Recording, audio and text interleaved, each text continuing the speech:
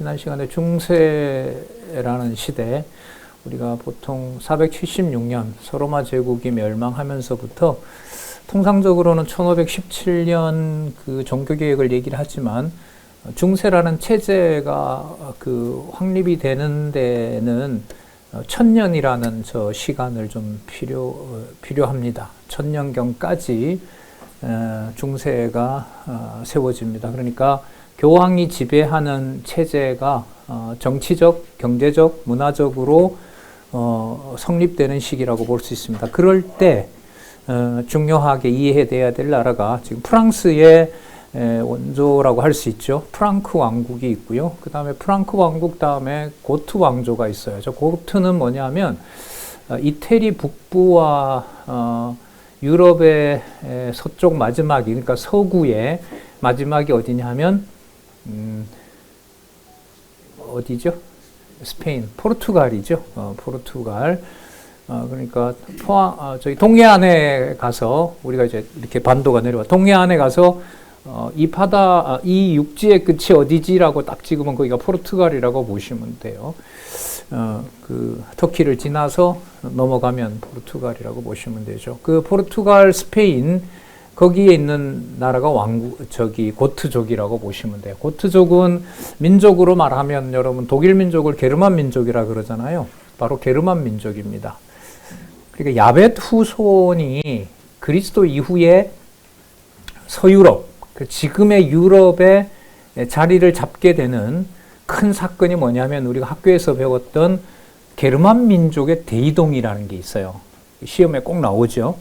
그 게르만 민족 가운데 누가 있냐면 고트족이 있고, 저 프랑크 왕국은 좀 다른데 고트족은 거의 이제 게르만족이에요. 그러니까 독일이 이제 게르만 민족으로 거의 뭐 이렇게 단일성을 띠고 있다고 한다면은 다른 나라들은 이제 독일과는 좀 다르게 되어 있습니다. 그리고 영국의 앵글로색슨족이라 그러죠. 거기도 게르만족입니다. 그 야벳주의의 그 야벳 후손들의 강성함은 이 게르만 민족과 함께 합니다. 그러니까 그 게르만 민족이 저기 서로마 제국, 지금 이탈리아 로마를 결국 붕괴시키는 결정적인 일을 하죠. 그때 그 오토와 케르가 용병이었잖아요. 로마 제국이 쓰던 그 돈 주고 고용했던 자인데 그 자가 결국은 로마 제국을 멸망시키는 결정적인 일을 합니다. 그래서 이제 참 근데 희한한 일이 벌어지는데요. 지금 현대 국가에서는 진짜 그렇게 강할 줄 알았죠. 저기 유럽 국가들이, 그리고 뭐 소련도 뭐 물론 굉장히 강하고 요즘 말하면 이제 핵으로 나라를 무장하고 있기 때문에 그런 나라들이 가장 강하다고 얘기를 하는데 저 야벳족들이요. 야벳족이 한국에 그 무기를 사가려고 표 뽑아서 기다리고 있는 그런 시대가 열렸어요. 참 희한합니다. 진짜 하나님의 섭리를 현대 역사에서 고려를 안 할 수가 없는. 자, 어쨌든 그 게르만 민족의 이동으로 유럽이 판이 짜지게 되고요. 그 다음에 이제 넘어갈 텐데 고트 왕국 다음에는 어디로 넘어가냐면 그야말로 독일이 로마 민족의 로마교 교황 체제의 든든한 버팀목이 되어줍니다. 그게 이제 천년경부터예요. 천년경부터 저기 천년경이니까 세기로 말하면 몇 세기냐면 11세기예요. 11세기인데 몇 세기까지 가냐면 19세기까지 이제 뒤에 보면 나오는데요. 19세기에 1806년일 거예요. 1806년에 프랑스에서 나왔던 아주 유명한 그 통치자가 하나 있었죠. 19세기 초에. 나시라고 아세요? 폴레옹이라고. 물론 농담이고요. 나폴레옹 가문이 있죠. 그 나폴레옹이 중세를 유럽에서 사실상 끝냅니다. 굉장히 유명합니다. 나폴레옹 사건은 카톨릭 세력을 끝내면서 동시에 프랑스 국가에서 종교의 자유가 허용되면서 로마교든 개신교든 강요하지 말고 종교의 자유를 허락하게 됩니다. 그게 프랑스 대혁명이라고 들어보셨죠? 프랑스 대혁명이 1789년인데 그 이후에 나폴레옹이 등장합니다. 그리고 프랑스 대혁명 때 나라가 전체가 폭동이 됩니다. 왜 폭동이냐 하면 프랑크 왕국, 저 지금 6세기 경우가 되거든요. 7세기 경우가 되는데 프랑크 왕국이 그 시민혁명까지 1700몇 년, 1000년 동안 로마 교의 비호를 받으면서 프랑크라는 나라가 견고하거든요. 그 나라가 부가 얼마나 많겠어요.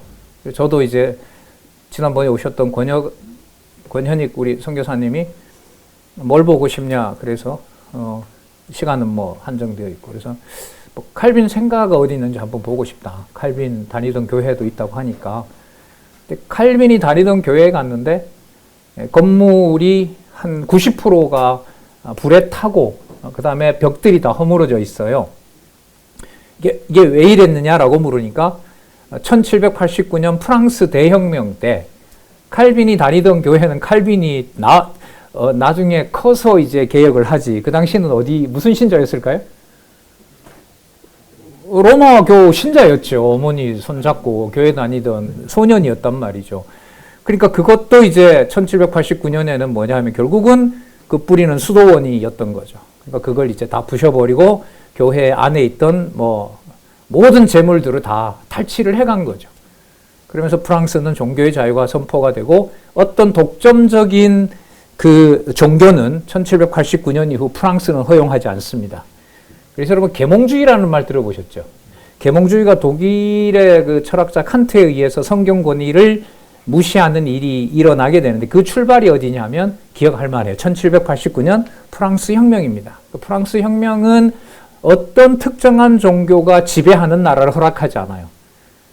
그러다 보니까 스위스의 그 제네바라는 도시가 종교개혁자들의 출생지인데 그게 바로 프랑스하고 바로 맞닿아 있거든요. 그러니까 되게 이제 프랑스에서는 그 제네바라는 도시는 마음에 안 들죠. 하지만 우리가 그 참교회 역사 배울 때도 그렇지만 그 제네바가 스위스잖아요. 스위스의 높은 산이 뭐죠? 그렇죠. 원사님 잘 아시네요. 그 알프스 계곡에 있단 말이에요. 그러니까 제네바로 오든가 또 오지 못하는 사람들은 알프스 계곡으로 숨어들면서 성경을 번역하고 한 그 역사, 그걸 참교회 역사로 배우잖아요. 자, 그렇게 됩니다. 그래서 3번에 보면 고대 로마 문화가 쇠퇴합니다. 그리고 농업 중심의 봉건 사회가 본격화된다는 말이 있는데 고대 로마 문화 쇠퇴라는 말은 다신론이 없어져요. 로마는 다신론이거든요. 그 외 그리스 로마 신화 보면 엄청 많은 잡신들이 나오잖아요. 그 만들어 놓은 신화, 데우스부터 계보도 있어요. 신의 계보들도 있고 한데 그 수많은 신들이 있거든요. 자기 집집마다 신이 다 있으니까. 그런데 그런 체제가 로마교가 그래도 기독교 흉내를 내면서 하나님만 믿는 게 되니까 이제부터 그 고대 로마의 다신론 전통이 사라집니다. 다신론 전통이 사라져요. 그리고 일신론 전통이 세워지는데 이제 앞으로 내다보면 여러분 이슬람이 다신론일까요? 일신론일까요? 알라가 여러 명이 있습니까? 알라는 하나만 있습니까? 하나죠. 알라가 엘로힘이란 말이에요. 그게 히브리어로는 엘로힘이고 아랍어로는 알라인 거예요. 근데 거기는 여호와는 없어요. 그냥 알라라는 보통 명사가 그냥 고유 명사가 되는 거죠. 알라 신 이렇게 말을 하잖아요. 모하메드가 그 교주인 그 창시자인 바로 그 무슬림도 일신교입니다. 그래서 세계의 종교를 분류를 할 때 일신론과 다신론 할 때 일신론에 누가 들어가냐 하면 기독교, 천주교, 또 무슬림 이렇게 들어갑니다. 어쨌든 이 체제가 무너져요. 나중에. 그러니까 네 번째 보면 뭐가 나오죠? 이슬람이 부상하죠.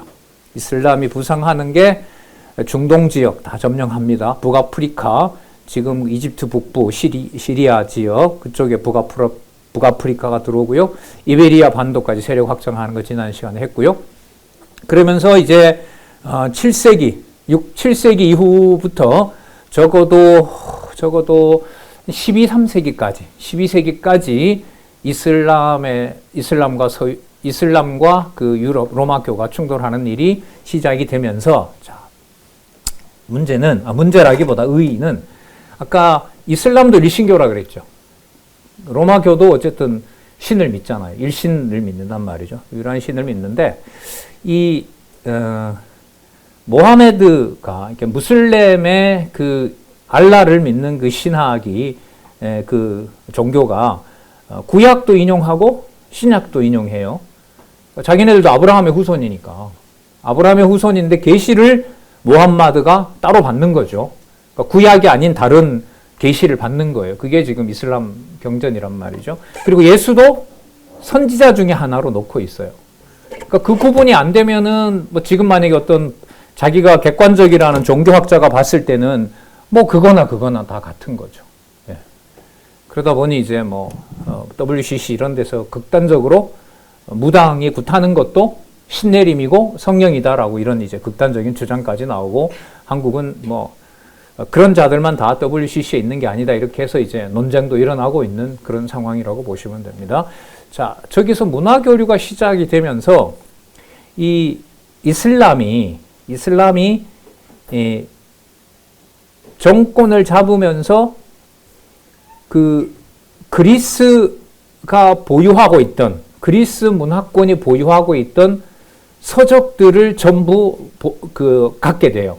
그 서적 안에는 뭐가 있냐면 플라톤, 아리스토텔레스, 그 고대 철학자들의 모든 문헌들을 이 아랍 사람들이 갖게 됩니다. 그리고 그걸 아랍어로 번역을 해요. 아랍어로. 그러니까 이 실론 사상에 뭐가 붙냐 하면 플라톤, 소크라테스, 아리스토텔레스의 논리학 이런 사상들이 붙어버리는 거예요. 그러니까 그걸 가지고 누굴 변증하냐면 알라신을 변증하는 거죠. 그러면 이게 서유럽하고 그 문화교류가 시작됐다는 말은 이슬람이 강해서 어떤 나라를 침략했어요. 그럼 알라를 믿게 할 거 아니에요? 그럼 알라를 믿게 할 때 어떤 이론을 쓰냐면 그리스 로마 신화나 철학을 사용하는 거예요. 그럼 그 그리스 로마 신화가 이 신론을 믿고 있던 서유럽 사람들에게 영향을 주게 돼요. 그러면 이 로마교를 중심으로 한 서유럽에서는 신학을 전개할 때 이슬람 사람들이 가져다 준 플라톤과 아리스토텔레스나 그 고대 소크라테스나 그런 그리스 사상들을 갖다가 사용을 하게 되는 거예요. 그래서 중세 신학을 아리스토텔레스의 철학에 기초한다 이렇게 정의를 하거든요. 그러니까 신학이 성경에 기초한 것이 아니라 아리스토텔레스의 논리학에 기초한다라는 말은 그 아리스토텔레스의 논리학을 누가 전해다 줬느냐? 누가 전해다 줬다고요? 이슬람이 전해다 준 거예요. 이슬람. 하나님의 섭리가 이렇게 흘러가게 돼요. 바로 그냥 그리스 로마 신화를 하는 게 아니고 이렇게 되는 거죠. 우리가 한글을 가지고 공부를 하잖아요. 근데 한글이 가지고 있는 아주 힘 있는 과학적인 어떤 이런 시스템이나 글자의 그런 내용들을 우리가 연구해서 아는 게 아니라 우리나라를 지배했던, 예를 들면 일본이 이걸 연구해서 이제 일본에 가서 우리가 한글이 얼마나 중요한 걸 배워야 되는 이런 일이 이슬람과 서유럽이 문화 교류를 하면서 시작이 됐던 거예요. 그래서 이슬람에 의해서 그 로마교는 성경이 아닌 플라톤과 특히 아리스토텔레스의 철학을 가지고 중세 신학을 만들게 돼요. 근데 이게 왜 그렇게 중요하냐, 이게. 아까 얘기했잖아요. 칼빈이 태어났을 때 종교 개혁이 없었어요. 그렇잖아요. 그때 이제 태어나면 어디 신자예요? 교황의 신조를 따르는 그 학생이었던 거죠. 그 교회에서 이렇게 가르치고, 사제들이 가르치고 했던 사람 말이죠. 그런데 칼빈이 이제 종교개혁하기 전에 자기를 가르쳤던 그 신학자들이나 스승들이 아리스토텔레스를 가지고 가르쳤단 말이죠. 그리고 종교개혁을 했어요. 자, 잘 들어보세요. 종교개혁을 했어요. 그러면은 로마 교황과 다르다는 거. 종교개혁의 3원리 있잖아요. 교황 권위가 아니라 무슨 권위? 성경 권위. 그 다음에 전부 다 교황만 제사장 노릇을 할 수 있는 게 아니라 모두 다 제사장이라는 뭐요? 만인 제사장. 그리고 행위로 구원받는다는 것이 아니라 by only grace, 믿음으로만. 요 세 가지가 원리란 말이에요. 그럼 이 원리를 정리를 할 때 칼빈이나 개혁자들이 어디 하늘에서 떨어온 논리를 쓸까요? 아니에요. 논리적으로 설명이 되려면, 근데 그 논리는 말을 할 때, 글을 쓸 때 그렇게 논리적으로 설명을 해야 듣는 사람들이 이렇게 한단 말이죠. 우리 성경신학의 진리의 첫 번째 요건이 뭐죠? 논리적 일관성. 그럼 그때 그 논리를 충족시키는 이론은 누가 다 2300년 전에 정리해놨느냐? 아리스토텔레스가 해놓은 거예요. 연역법이다, 귀납법이다, 뭐 말을 할 때는 주어가 앞에 나와야 된다, 주어 속에 뭐가 들어가 있어야 된다, 이런 거. 네, 박홍기는 사람이다. 여러분 이거 맞아요, 아니에요? 맞아요? 맞습니까? 박홍기는 음식이다. 아니에요? 제가 반박해 볼게요. 식인종이 볼 때는 이게 논리예요. 이 박홍기는 사람이다라는 게 영원한 진리가 아니에요. 그걸 누가 반박을 해? 그러나 식인종이 보거나, 좀 말이 그렇습니다만, 요즘 시골에 가면 어른들이 어디 갔다 오다가 며칠 실종이 돼요. 이렇게 병 있는 분들이 밖에 나가서 그 자녀들이 찾아보면 집에도 없고 병원에서는 갔다 그러고, 오다가 보면 길을 잃어가지고 야산에 간 거죠. 그럼 나중에 가보면 그 산짐승에 의해서 시체가 이렇게 유기되는 일이 벌어져요. 그러니까 야수들이 봤을 때는, 산에 있는 짐승들이 봤을 때는 사람 몸은 빨리 장례를 치러줘야 될 대상이 아닌 거죠. 뭐죠? 먹이에요. 먹이에요. 이게 논리예요. 그러니까 두 말 다 뭐가 될 수 있어요? 맞는 말이 돼요. 맞는 말이 돼요. 그래서 말 한마디를 엄격하게 말하도록 하는 법칙을 정리해 놓은 사람이 만든 건 아니에요. 말 속에 있는 법칙을 정리해 놓은 사람이 누구냐면 아리스토텔레스고, 저 아리스토텔레스의 저 논리를 제일 먼저 받아서 응용한 사람들이 이슬람이고요. 그 이슬람 사람들이 세력을 넓혀가면서 서유럽에, 로마교에 전해줬고요. 그 로마교에 바탕을 둔 대학이 11세기, 12세기에 서기 시작합니다. 제가 알기로 유럽의 처음 세운 대학이 스페인에 있어요. 제가 지금 이름을 잊어버렸는데, 그 스페인에 있는 대학이 중세 대학의 출발입니다. 그리고 대학이 어디로 오냐면 프랑크 왕국, 프랑스 파리 대학이 중세 대학의 거의 성지와 같아요. 거기에 반드시 갔다 와야 돼요. 칼빈도 거기서 공부했거든요.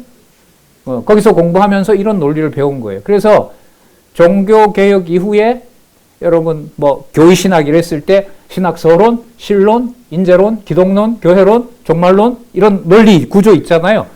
그런 구조를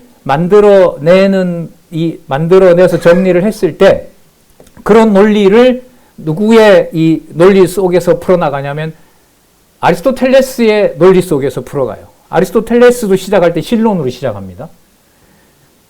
여러분 우리나라도 그렇고 세계의 도서관에 탁 들어가시면요. 첫 번째 분류가 1번부터 0부터 매겨지거든요. 0, 총류, 1, 뭐가 나올까요? 필라소피, 철학 첫 번째 논리학, 이렇게 돼 있어요. 그 도서 목록을 정한 자가 정리를 해놓은 사람이 바로 아리스토텔레스라고 보시면 돼요. 자, 그래서 지금도 논쟁이 일어나고 있는 게 있습니다. 종교개혁자들이 수립한 신학이 성경을 근거로 쓰지만, 구절구절은 성경으로 쓰지만, 전체 신학 구조라고 하는 것이 중세 스콜라 신학자들의 영향을 받았을까요? 안 받았을까요? 이런 면에서 받는 거예요. 칼빈도 받았고 루터도 받은 거예요. 따라서 개신교 개혁자들의 신학은 스콜라 신학의 연장이다. 따라서 권현익 우리 선교사님 주장을 갖다가 이렇게 붙이면 개신교 신학의 뿌리는 학문적으로 어디다? 중세 스콜라 신학이다. 중세 스콜라 신학을 주도한 것은 로마교다. 따라서 이랬든 저랬든 학문적으로 봤을 때 너네들이 아무리 개혁파 신학이라고 말을 해도 그것은 누구의 산물이다? 로마 교회, 중세 교회 산물이다. 개혁파 신학의 정체는 따라서 없다. 예. 받아들이면 개혁 신학을 공부한다는 의미가 사라져요. 그러니까 누구 격가지에서 자기네들 걸 붙잡고 있는 거예요. 그죠? 로마교 격가지에서 그게 큰 집이고 작은 집에서 반란을 일으켜서, 그러니까 루터가 반란을 일으켜 나가는 데가 뭐냐면, 그래서 저도 프로테스탄트라는 말을 잘 안 쓰려고 그래요. 근데 따로 뭐 이렇게 개신교라고 부르는 건데, 프로테스트가 뭐냐 하면 항변하다, 대어들다 이런 말이거든요. 그러니까 누구한테 대어들어서 로마교에 대어들고 나온 애들, 걔네들이 우리 프로테스탄트란 말이죠. 그거보다는 그런 의미에서 용어를 개혁파 교회라고 하는 게 낫습니다. 우리 개신교회라고 얘기하시지 마시고요. 어쨌든 우리가 이런 정보들도 만약에 물으시면 우리는 개혁파 신학 혹은 개혁파 교회의 전통을 따릅니다. 프로테스탄트 이러면 벌써 가톨릭은 반을 내어주고 시작하는 말이 돼요. 지난번에 또 무슨 말이었었죠? 저도 조금 교정이 많이 돼 가는데 다 낱말들도 다 바꾸고 로마 캐설릭이 아니라는 거. 왜? 캐설릭이라는 말을 오염시켜 놨기 때문에. 예, 보편적이다라는 말은 그리스도의 권세가 2000년 전이나 지금이나 미래에 어느 특정한 데 한정되는 것이 아니라 다 지배한단 말이죠. 다 지배하는 것을 영어로 뭐라고 부르냐면 캐설릭이라 그럽니다. 그 카톨릭 그러잖아요. 근데 그 보통 명사를 로마교가 가져간 거죠. 그래서 로마 카톨릭. 이게 언어 조작인 거예요. 예. 지난번에도 말씀드렸지만 개신교가 사전 찾으면 종교 분류, 개신교가 1번이잖아요. 그게 꼴이 보기 싫어가지고 아무리 봐도 C를 어떻게 가로 읽어요. 말도 안 되지. 한국에서는 가톨릭, 그치, 가톨릭. 그래서 개 보다가 아가 먼저잖아요. 종교, 우리나라 종교 사전을 찾으면 뭐가 먼저 나올까요? 가가 먼저예요, 개가 먼저예요. 가. 그러면 뭐가 나올까요? 가톨릭. 이제 드디어 개신교보다 앞에 간 거지, 개신교. 그런, 진짜 죄송합니다. 그런 짓까지. 자. 이러다 보면 이제 이것도 다 못 나가. 넘어가겠습니다. 그래서 중요한 게 뭐냐 하면은, 저기, 고트족 이러면은 게르만족이고, 중세로 가기 전에 게르만족이 들어와서 교황 체제를 만들어주는 결정적인 일을 한 족속이 어디족이다? 고트족이다. 저 중세 공부할 때 저 진짜 외운다고 고생 많이 했는데 의미도 모르고 외우니까 뭐 세계사 선생님이 이런 걸 해석해 줄 리가 없죠. 예. 그래서 이제 할머니, 할아버지가 되셔도 세계사 공부할 때 한마디 해주시면 돼요. 그래, 그 고트족 잘 공부해놔라. 할머니, 할아버지 고트족을 어떻게 하셔? 다 해놔라. 다 중요한 거다. 이렇게 한마디 할 수 있잖아요. 자, 5세기 말 중세 초기 서유럽 세력은 저기 보세요. 고트족이에요. 근데 재밌는 게 저 고트족이 동쪽에서 왔거든요. 그러니까 어디에 동쪽 터키에서 왔어요. 터키에서 북쪽으로 가면 춥잖아요. 터키에서 북쪽으로 가면 아라라산 나오죠. 아라라산 지나고 나면 러시아 나오는데 거기 먹고 살 게 뭐가 있어요. 그러니까 따뜻한 어디로? 지중해가 따뜻함의 상징이거든요. 예. 그러니까 지중해 쪽으로 이동을 한 거예요. 오다가 이제 로마도 탈취하고 스페인도 점령하고 이태리 북부도 점령하고 그다음에 포르투갈도 점령하고 그렇게 해서 이제 이 고트족이 교황제가 만들어지는 발판을 마련해 줘요. 근데 이 과정을 보면 재미있는데 고트족 앞에 무슨 파라고 되어 있죠? 아리우스 파라 되어 있죠. 그 아리우스라는 사람이 뭘 주장을 했냐면 예수는 성자라고는 안 하죠. 예수는 아버지보다 못하다. 왜냐하면 성경에도 보면 아버지가 아들을 낳았다라는 말 나와요, 안 나와요? 나오죠. 네, 나온단 말이에요. 그러니까 아들은 아들이지 아들이 아버지와 같이 될 수 있느냐? 이 말 맞아요? 틀려요? 아버지는 아버지지, 아니 아들은 아들이지 어떻게 아들이 아버지와 같아요? 맞죠? 대답을 아예 딱 안 하시네. 그런데 성경에서는 예수님이 분명히 말씀하신 구절이 있죠. 나를 본 자는? 그럼 뭐와 뭐가 같다는 거죠? 그래서 유대인들이 돌로 죽이려고 그랬잖아. 저런 신성모독적인 발언을 하다니. 그래서 돌을 가지고 예수님을 죽이려고 했던 거죠. 예. 그러면 유대인들이 돌을 들은 그 상황으로 보면 아리우스 말이 틀려요. 맞아요. 감히 어떻게 아들이 아버지와 같아요. 유대인들이 돌 든 경우로 보면 예수님이 아버지와 아들이 같다고 했기 때문에 돌을 든 거 아니에요. 그러나 성경에 의하면 예수님의 육의 몸을 가지고 이 땅에 오신 예수님의 본성은 신성이잖아요. 그 요한복음이잖아요. 그러면 저 아리우스주의가 그 요한복음을 통째로 부정하느냐? 부정할까요? 안 할까요? 안 해요. 지금 아리우스주의에 대한 평가가 동방교회에서는 이 동쪽에서 황제 전통이 아닌 동방에 그 숨었던 아라랏산이나 이쪽 지역에 들어갔던 사람들이 자기네들이 그런 의도가 하도 몰리니까 이걸 신학적으로 요즘 다시 변증을 합니다. 아리우스를 몰아서 예수님이 하나님임을 부정했다는 것은 논리의 비약이라는 거예요. 우리는 그럼에도 불구하고 우리는 마태, 마가, 누가, 요한을 다 읽었다는 거예요. 자기네들 전통에서는. 그럼 단지 뭘 주장하는 게 강했느냐? 예수님이 이 땅에 육의 몸을 가지고 온 것을 주장하는 게 강했다. 요즘 이렇게 변증을 합니다. 얼마 전까지는 안 그랬어요. 그냥 우리는 아리우스주의 이러면은 예수님이 신성이라는 걸 부정한 자들. 그래서 예수님은 언제나 아버지 밑에 있는 자들. 그러니까 이게 종교회의를 통해서 황제가 나중에 딱 결정을 한단 말이죠. 그러니까 황제에 의해서 결정을 동로마에서 하게 되면 그거는 무조건 뭐가 되면 이단이 되는 거예요. 우리 교동협 같은 경우에는 이의 제기를 하는데 우리가 손들어서 처리하나요? 아니죠. 계속 논증하라는 거죠. 우리가 10월달이나 4월달 포럼이 그런 거 아니에요? 성경신학에서 말하는 이 영원하신 하나님의 존재에 대한 설명은 성경적이지 않다고 생각한다. 어떤 부분이 그렇냐? 이런 부분이다. 그래서 여러분들이 그냥 봤을 때 이건 말도 안 된다라고 하면 되는데 그게 그럴싸한 논리를 가지고 있단 말이죠. 그러면 학술원에서 한번 이 세미나를, 포럼을 주최해달라. 이게 논리적으로 뭐 그럴듯한 것도 있고 성도들이 정리가 잘 안 된다. 그러면 포럼을 여는 거죠. 그리고 거기에서 보니까 이 사람 말이 타당해. 그래서 여기에 한 100여 명 있던 사람들이 한 40명 글로 따라가요. 저건 말도 안 된다. 저거는 말이 안 되는 거다. 그래서 갈라줘요. 거기에 종교적 권력이 가미를 하게 되면 총회가 예를 들면 나왔다. 그래서 딱 보고 자기의 기준에 따라서 정통과 이단을 구분하게 되는 거죠. 그걸 고대에서는 동로마 제국에서는 그걸 누가 했느냐? 황제가 했단 말이죠. 근데 황제가 말을 했기 때문에 그거는 여러분 종교적인 법뿐만 아니라 무슨 법이 되죠? 형사법이 돼요.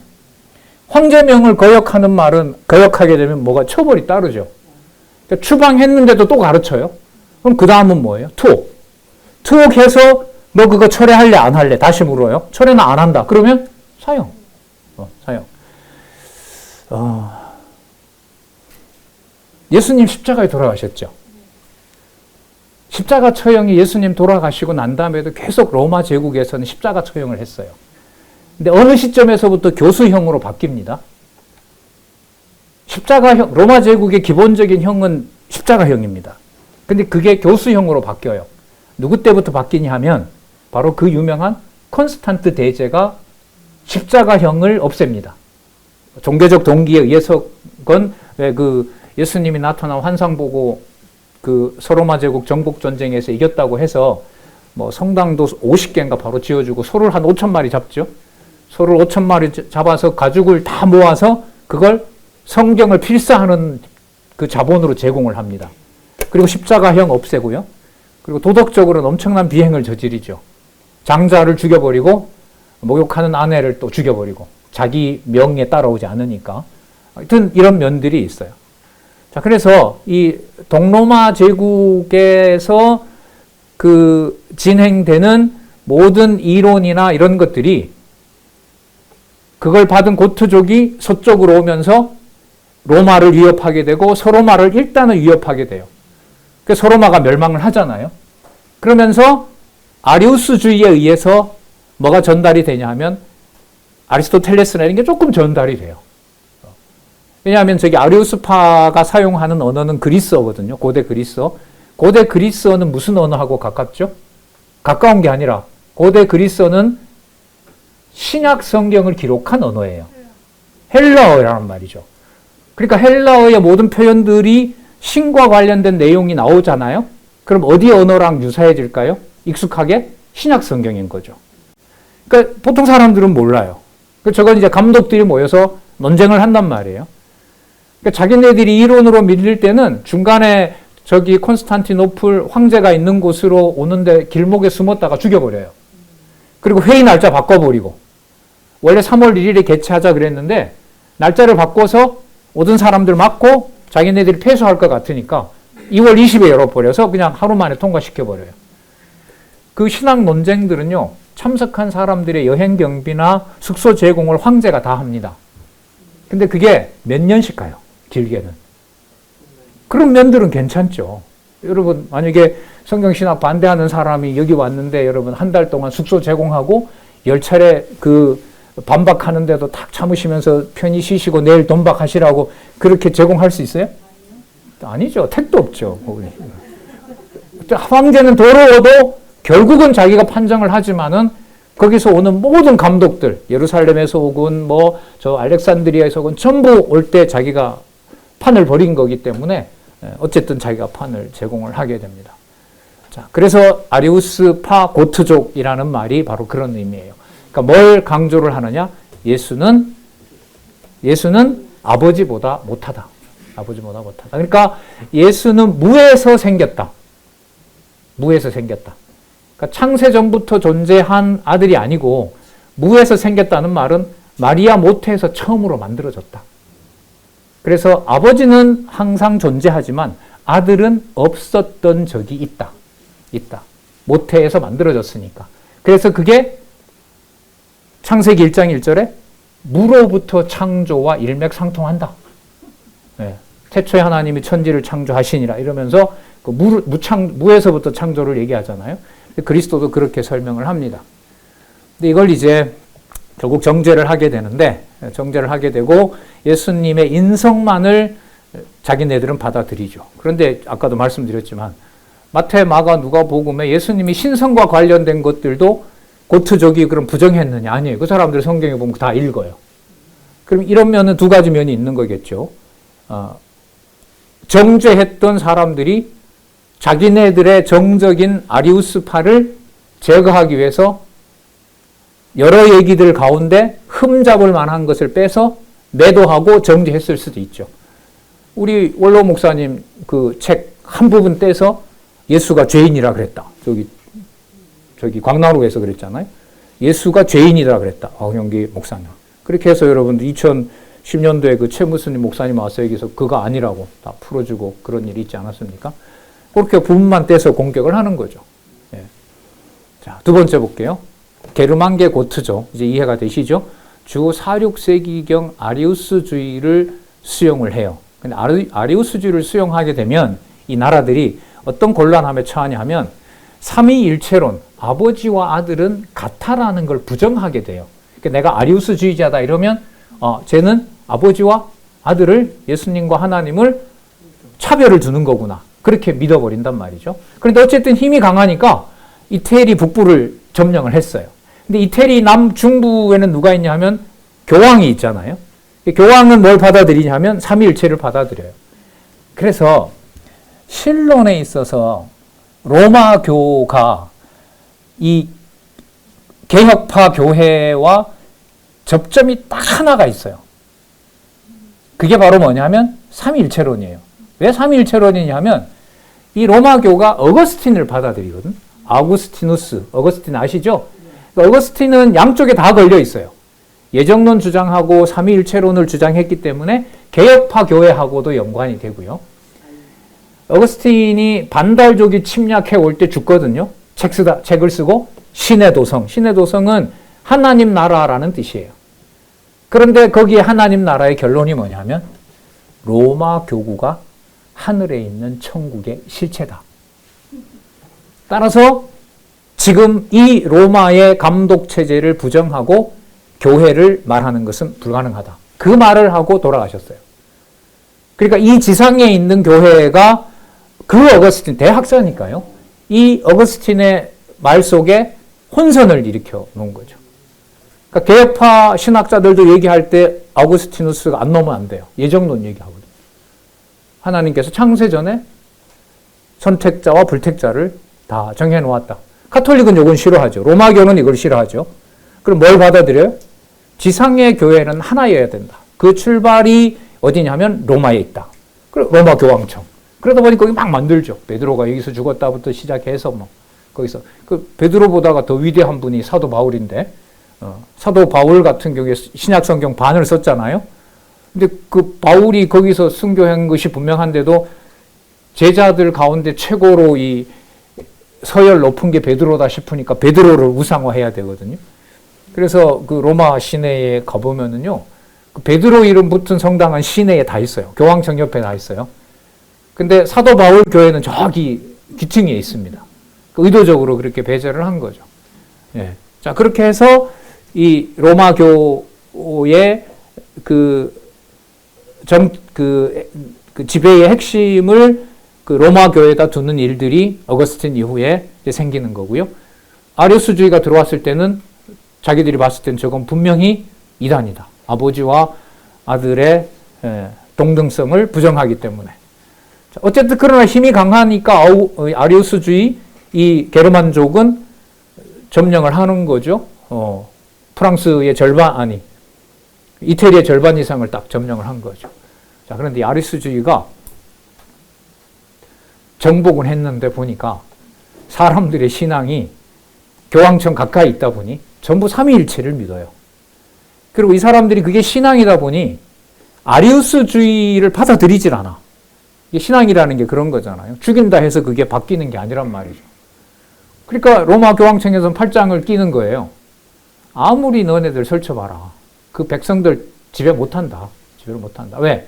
이태리에 살면서 삼위일체 저거는 어거스틴으로부터 시작해서 견고하게 저거 안 믿으면 이제 지옥 가는 걸로 알고 있기 때문에 아리우스주의가 먹혀들지가 않아요. 그래서 이 고트족의 아리우스 제왕들이 무릎을 꿇을 수밖에 없어요. 그래서 왕노릇 하려면 선택을 해야 돼. 왕노릇을 하고 싶으면 아리우스를 포기하든가 아리우스주의가 이단이다라고 스스로 말을 하든가 아니면은 교황의 힘에 의해서 동원된 사람들에 의해서 자기들이 쫓겨나든가. 그 세대가 흘러가면 흘러갈수록 통치력은 약해진단 말이죠. 그리고 거기 태어나는 사람들은 그 신앙을 점점 견고하게 지키려고 그러는 거고. 그러니까 고트족의 왕들이 한두 명씩 대를 이어가면서 교황에게 가서 아리우스주의는 이단입니다. 그러면서 뭘 유지하냐면 왕위를 유지하게 돼요. 그러면 교황청이 승리한 게 진리여서 승리했을까요? 아니죠. 그 권현익 그 선교사님이 강조한 게 본인도 공부하기 전에 이걸 알기 전에는 그 전통 밖에 교회 전통이 없는 줄 알았다는 거지. 교회에서 다 그렇게 학교 가서 다 그렇게 배웠으니까. 저도 그런 책만 읽고요. 진짜 궁금하긴 했어도 그러니까 그 속에서 그 동로마 서로마 그 기독교에서 뭔가 개혁주의의 주장을 하는 그 주교들이 있지 않았을까? 그걸 아무리 찾아도 없는 거예요. 근데 이 어느 날 뭐 루터가 나타나서 개혁을 했단 말이죠. 근데 그걸 권혜혁 선교사님은 이제 프랑스에 있으면서 그런 문헌들을 찾고 증명을 한 게 우리가 네 번째 주에 읽고 있는 바로 참교의 역사라고 보시면 돼요. 되게 자유롭게 해줬죠. 공부의 폭을 확 넓혀놨고요. 이제 학회에 가면은 이제 제가 지난번에 몇 번 시도했는데 그 교회사 교수들이 불편해 하더라고요. 자기네들이 지금 그렇게 가르치고 있고 정통과 이단의 기준이 고대에 있는 저기 동로마 제국의 황제 거기에 모였던 주교단 그건 분명히 카톨릭의 뿌리인데 로마교의 뿌리인 건데 그걸 자기네들도 정통 이단의 기준으로 삼고 있으니까 그럼 이제까지 가르쳤던 게 다 뭐가 되냐 하면 거짓이 되는 거죠. 몰라서 의도는 아닌데 의도적인 건 아닌데 몰라서 무식한 지식을 전한 거죠. 근데 그걸 제가 잘못 가르쳤습니다라고 하기가 어렵죠. 그럼 학생들한테는 뭐가 되는 거예요? 그러니까 불편한 진실이 되어버렸어요. 제가 한 두 분한테 권현익 그 박사님 그 참교의 역사 요즘 어떻게 생각하세요? 그러니까 뭐 이렇게 이렇게 얘기를 하더라고요. 하지만 그건 뭐 증거가 너무 많으니까요. 그래서 이제 정리를 좀 할게요. 3번에 아리우스주의는 삼위일체 부정하고 예수 그리스도는 피조물이고 성부 하나님보다 열등한 존재로 동방교회에서는 이미 정죄를 해버렸다. 이 사람들 얘기는 충분히 듣지 않고, 하지만 제가 찾아본 거는 이 사람들이 전부는 아니지만 마태, 마가, 누가, 요한복음까지 이 아리우스파는 계속 성경을 보고 있다. 네, 그까지. 자, 4번 스페인과 남프랑스 중심의 서고트죠. 남프랑스 같은 경우에는 바로 알프스와 관계가 되고요. 저기 남프랑스가 우리가 지금 참교회 역사에서 발도인들이 대거로 모여 살던 데가 저기입니다. 그러면 보세요. 스페인 사람들은 교황청의 말을 들어요. 아리우스도 교황청이 지배를 했어요. 그런데 교황청에 보니까 부패가 너무 심하고 권력만 탐하고 있고 주교들도 바른 진리가 아니라 교황의 말을 따라가고 있고, 성경에 분명히 인간보다 한 예수님이 교회 머리인데 예수님보다 더 높아지려고 그러고, 그리고 그걸 비판하면 주교들이 싫어하고, 그렇게 가르치고자 하는 주교는 로마 바티칸으로부터 교황으로부터 제재를 받고, 그러나 거기 동조할 수 없다.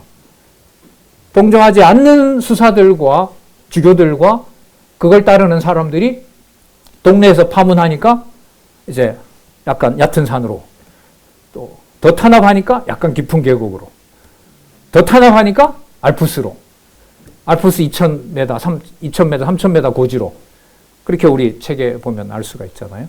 그렇게 하면서 라틴어로 된 성경을 번역했다가 또 큰일 나니까 일단 도망가서, 게르만족도 각각 언어가 있단 말이에요.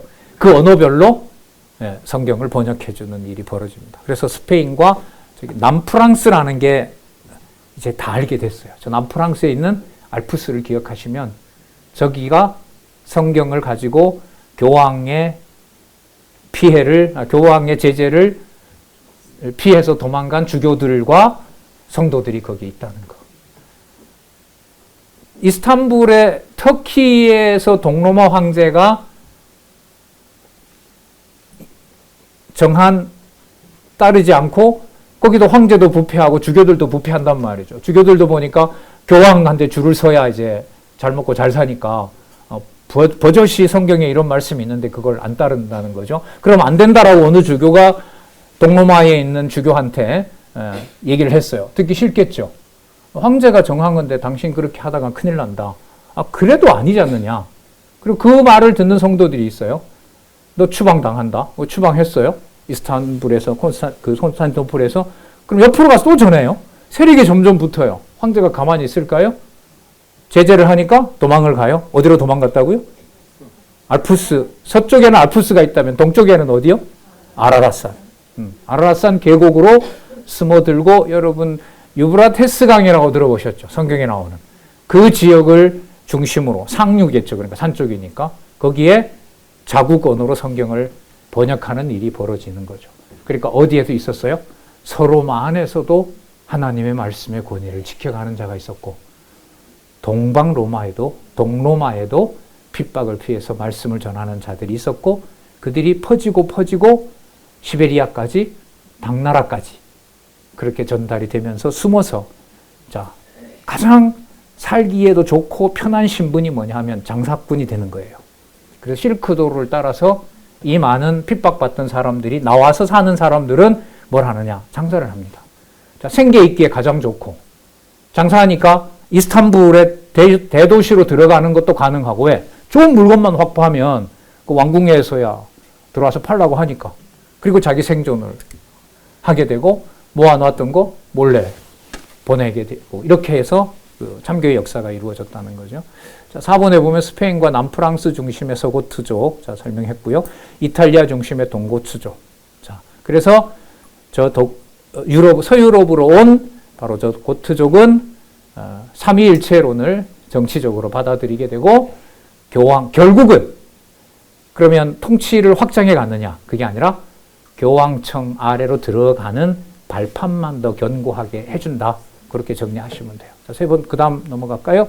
아리우스주의의 중세 체제, 서고토와 동고토 왕국 이제 정리할게요. 아리우스주의자 울필라스라는 사람이 있어요. 저기 311년에서 383년은 아우구스티누스랑 겹친다고 보시면 돼요. 자, 4세기 고트족 기독교 전파자이고요. 고트 알파벳을 만듭니다. 그럼 고트 알파벳을 만들어가지고 뭘 할까요? 라틴어, 헬라어 성, 저 당시는 라틴어가 아직 라틴어로 성경 번역 안 할 때거든요. 311년 경우는 제롬이 나중에 한 4세기인가 5세기에 나오니까요. 그러면 자기네들의 언어를 고트어를 만들어서 만들어서 뭘 하려고 했냐면 성경 읽으려고. 어디로부터? 헬라어로부터. 그러니까 헬라어 직역 성경이에요, 저게. 헬라어 직역 성경. 그러니까 원문에 있는 헬라어를 자기네들 언어로 바꾼 거죠. 그러니까 저걸 똑같이 누구랑 했느냐? 이 사람이야 고트족 내에 있었겠지만 교황이나 황제의 명을 피해서 온 사람들은 자기네 나라 언어로 그 산에 들어가서 말씀을 번역한 거죠. 그리고 그 다음 세대에 물려주고. 자, 그런데 이번에 보면 신약 성경 대부분을 고토로 번역을 했어요. 근데 그 게르만어 번역의 최초 성경 번역이에요. 저게 304세기니까요. 루터가 16세기에 독일어로 성경을 번역하잖아요. 게르만 민족의 후예였던 루터가. 그러니까 그보다가 1200년 전에 고트어로, 게르만족이 고트어로 성경 번역한 역사가 있는 거예요. 네. 자, 3번. 구약을 번역을 하기를 되게 힘들어 했어요. 왜냐하면 역사서 특히 열왕기 등을 의도적으로 번역하지 않았대요. 왜 안 했느냐? 성경에 나타난 전쟁 기록이 고트족의 전투적 성향을 자극할까 봐.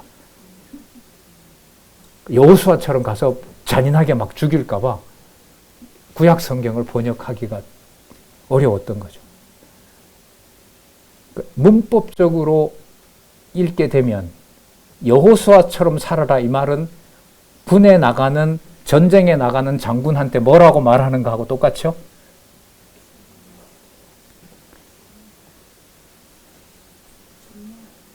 단지 점령하라는 게 아니죠. 여호수아가 여리고 성하고 다른 성 칠 때 남겨놔요? 안 남겨놔요? 안 남겨놓죠. 뭐 하라? 진멸하라. 인정사정 없이 진멸하라. 그래도 주저하는 이유가 마태복음에는 오른밤 맞으면 왼밤 돌려대라. 속옷을 달라고 하면 겉옷을 달라고 하면 속옷까지 줘라. 그거하고 여호수아가 다윗이 전쟁하면서 죽였듯이 그렇게 다 죽이라고 하는 것하고 맞지가 않죠. 그러니까 성경 번역에 걸려 넘어지는 거예요. 이런 게. 예. 그러니까 얼마나 고민이 많았겠어요. 이 열왕기에 그 아합 그 남쪽 유다 계속 전쟁하죠. 아람하고 전쟁합니다. 뭐 죽여요. 자녀들도 몇천 명 죽여요. 이런 기록들을 보면서 하나님께서 뭐도 하는구나. 죽이라고도 하는구나. 거기에 걸려서 성경을 번역하지 못했어요. 자, 4번 스페인의 서고트 왕국. 초기에는 아리우스로 신봉하지만 나중에 로마교와 대립하지만 로마교에 결국 들어가게 되고요. 5번에 이탈리아의 동고트 왕국. 아리우스주의로 동로마 비잔틴 제국에 맞습니다. 그러니까 이 아리우스주의를 로마교에서도 교황도 받아들이고 싶은 이유가 뭐냐면 빨리 군사 힘을 키워야 저기 동쪽에 있는 황제랑 겨룰 수가 있거든요. 그러니까 담금질도 하지만은 유혹을 해서 이 아리우스파의 고트족들을 결집을 하는 거예요. 그래서 요즘 말하면 스페인, 포르투갈, 그 다음에 프랑스, 아직 독일이 남아 있는데 독일이 이제 가세하면서 중세 아까 1000년이라고 말했던 아주 견고한 왕국이 만들어져요. 그 다음에 나와요. 그 다음 볼게요. 자, 서고트 왕국의 레카레드 1세가 이거 말씀드렸죠. 587년 아리우스주의를 포기하고 로마교로 개종하면서 587년이니까 6세기 말이 됩니다. 서고트족을 전부 이제 교황체제 아래다 넣는 거예요. 그러니까 600년 경우가 되면 이제 내부적으로는 이탈리아 반도 통일, 포르투갈도 통일, 전부 교황권의 아래에 들어오게 됩니다. 자, 자, 2번 로마교와 정치적 교회적 통합이 절실했고요. 그래서